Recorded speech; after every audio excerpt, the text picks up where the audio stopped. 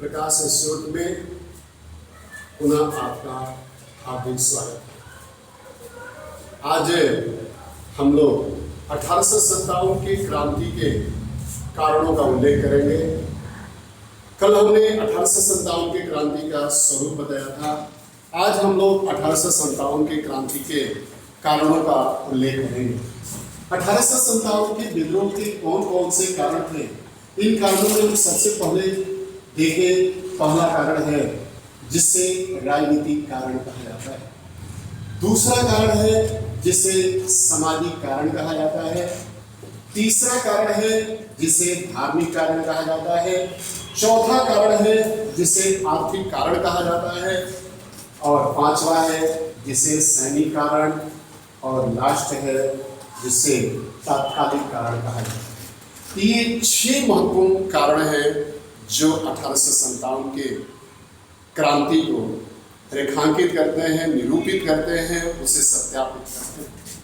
इसलिए हम सबसे पहले चर्चा करेंगे राजनीतिक कारण के बारे में। सबसे पहला है राजनीतिक कारण। यहाँ पे जितने भी पहले से अंग्रेजों के द्वारा राजनीतिक मामलों में हस्तक्षेप किए जा रहे थे, राजनीतिक मामलों में जो दखल अंदाजी दिया जा रहा था, उसके कारण ये राजनीतिक कारण जन्म लिया। इस राजनीतिक कारण में सबसे पहले तो हम देखें, जो मुगलों के अधिकार थे वो अधिकार छीन लिए। मुगल बादशाह बहादुर शाह जफर, उसके पहले का जो मुगल शासक था अकबर शाह, उसके लगभग अधिकार जब्त कर लिए गए, छीन लिए। 1828 में कोई ऐसा कंडीशन आ गया कि 1828 के पहले जो अंग्रेज गवर्नर जनरल होता था वो मुगल बादशाह का दरबारी करता था, दरबार में बैठता था, जी हजूरी करता था।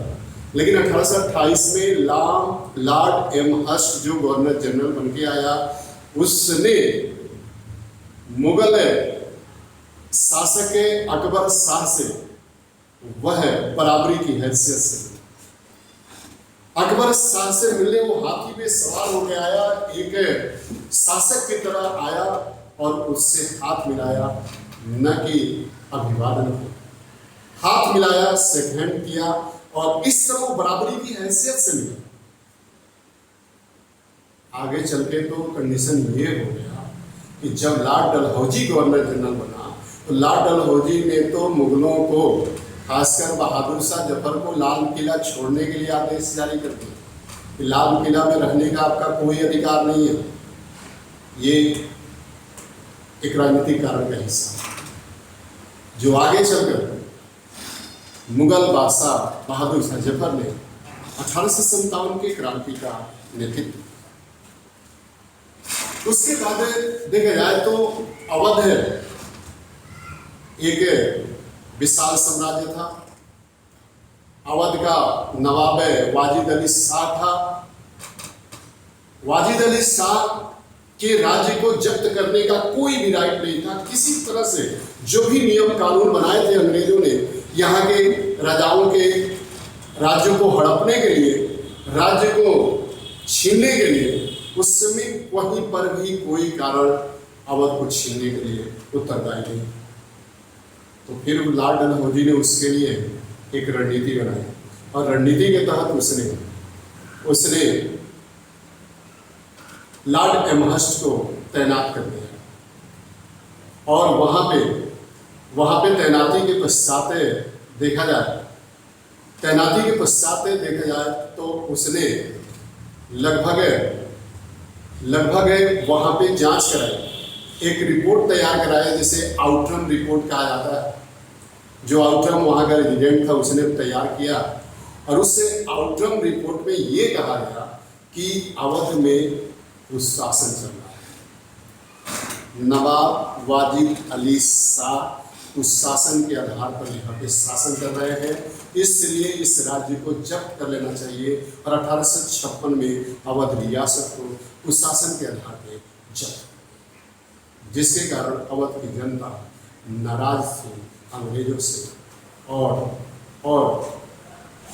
एक कारण ये भी बना, राजनीतिक कारण का ही हिस्सा, वहीं पर देखा जाए तो अंग्रेजों ने एक नया नियम कानून बनाया कि जो राजा महाराजा के पुत्र पौत्र जीवित हैं उनके राज्य को तो रखा जाएगा, लेकिन जिन राजा महाराजाओं के पुत्र या पुत्र पौत्र जीवित नहीं है और उन्होंने गोद लिया है, उससे प्रथा का निषेध किया जाएगा और उनके राज्य को अधिग्रहित किया जाएगा। इस नीति को ही हड़प नीति या डॉक्ट्रिन ऑफ लेप्स के नाम से जाना जाता है।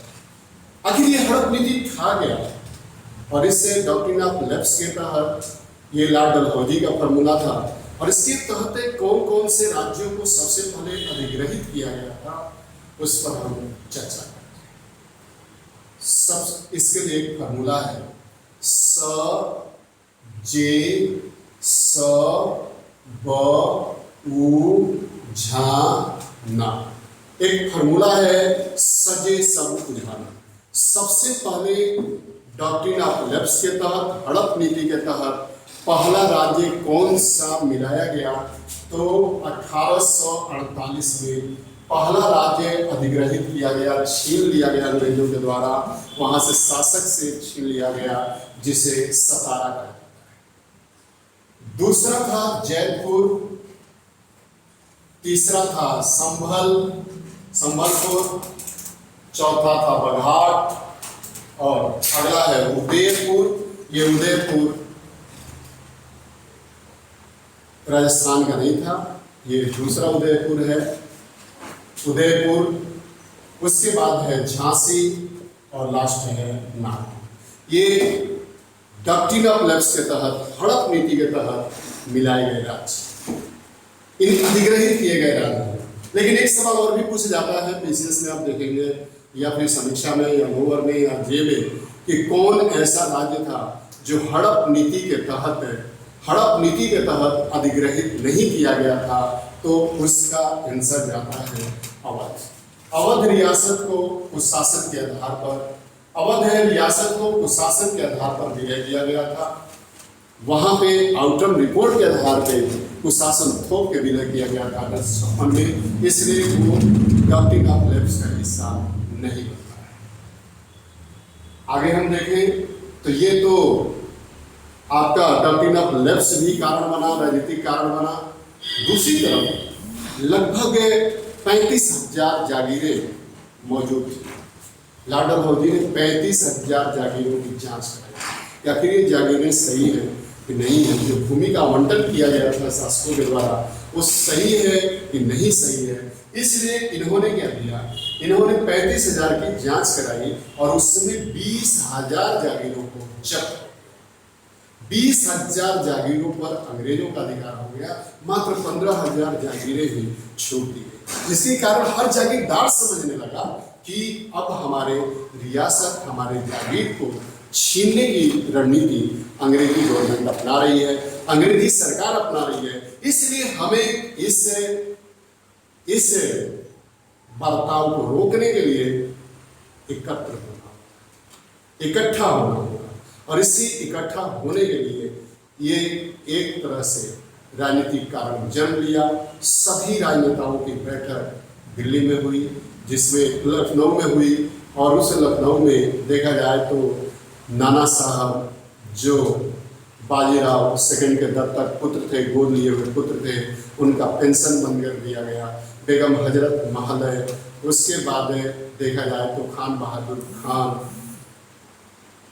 अजीमुल्ला खान, ये जितने लोग थे वो लगभग लोगों की बैठक लखनऊ में हुई। और लखनऊ में होने के पश्चात उन्होंने रणनीति यही बनाया कि जो भी सैनिक विद्रोह हुआ है उस विद्रोह को एक क्रांति का रूप दिया जाए और अपनी पुनः व्यवस्था को बचाने का प्रयास किया जाए। अर्थात 1857 की क्रांति में जो राजनीतिक कारण था वह अपनी मध्यकालीन व्यवस्था को बचाए रखने का अंतिम प्रयास था, जिसमें प्रत्येक शासक, प्रत्येक जागीरदार, प्रत्येक सैनिक, प्रत्येक शासक यही चाहता था कि हमारी सत्ता पुरानी जैसी ही बनी रहे, पुनः हम अपने सत्ता पे काबिज बने रहे। तो एक तरह से देखा जाए तो ये राजनीतिक कारण ने जन्म लिया, राजनीतिक कारण इस 1857 का कारण। दूसरा है सामाजिक, दूसरे कारण पर हम उल्लेख कर ले सामाजिक कारण। आखिर इस सामाजिक कारण क्या है? इस सामाजिक कारण में हम देखें तो यहाँ पे समाज में लगातार जो प्रथाएं थी, जो चली आ रही थी पहले से, जैसे सती प्रथा, दास्य प्रथा, विधवाओं को अपशकुन मानना, विधवाओं की दयनीय स्थिति,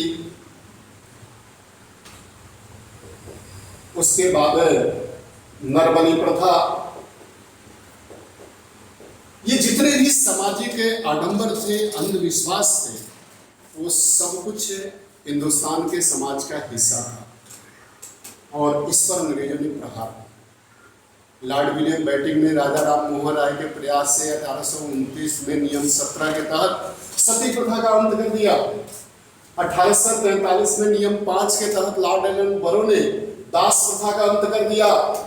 1856 ईस्वी में एक ड्राफ्ट तैयार किया, विधवाओं के लिए पुनर्विवाह के लिए अधिनियम पारित किया गया। उस ड्राफ्टिंग कमेटी का अध्यक्ष लॉर्ड बरो था। ये पीसीएस के प्री में सवाल बन चुका है कि 1856 के वीडो रीमैरिज एक्ट का ड्राफ्ट का अध्यक्ष कौन था, ड्राफ्टिंग कमेटी का अध्यक्ष कौन था? तो लॉर्ड डलहौजी था। लॉर्ड डलहौजी ने सब कुछ तय किया, लेकिन 1856 में पारित नहीं हो पाया। उसके बाद जो आने वाला गवर्नर जनरल था लॉर्ड कैनिंग के शासनकाल में पारित। तो ये विधवाओं को भी अब शकुन माना जाता था, वो भी कारण बन गया। और नरबली प्रथा, पहले जो खोंड जनजाति में नरबली प्रथा फेमस थी, उस प्रथा को बंद कर दिया गया। इस तरह जितने भी सामाजिक जो अंधविश्वास थे, उस पर प्रहार किया गया। भारतीय समाज को लगने लगा कि अब हमें हिंदू धर्म से, हमारे मुस्लिम धर्म से ये ईसाईकरण की ओर बढ़ना चाहते हैं, ये हमें ईसाई बनाना चाहते हैं। इसी कारण इन लोगों ने अंग्रेजों की सत्ता को उखाड़ फेंकने के लिए राजनेताओं का साथ देने पर बल गया। प्रत्येक व्यक्ति अंग्रेजों से नाखुश था और एक तरह से जो धर्मांतरण बढ़ रही थी, पर्सनलाइजेशन बढ़ रहा था, उसको रोकने के लिए ये सामाजिक कारण बना 1857 की क्रांति। Thank you. वीडियो कैसा लगा? इसको आप सब्सक्राइब करें और लोगों से सब्सक्राइब कराएं, मेरा मनोबल बढ़ाएं। बहुत बहुत धन्यवाद। मेरा अगर कहीं पर कोई दिक्कत हो तो मेरे मोबाइल नंबर पर संपर्क कर ले आप, 87 07 51 83 51 99। पुनः मोबाइल नंबर सुन ले, 87 07 83 51 99। Thank you.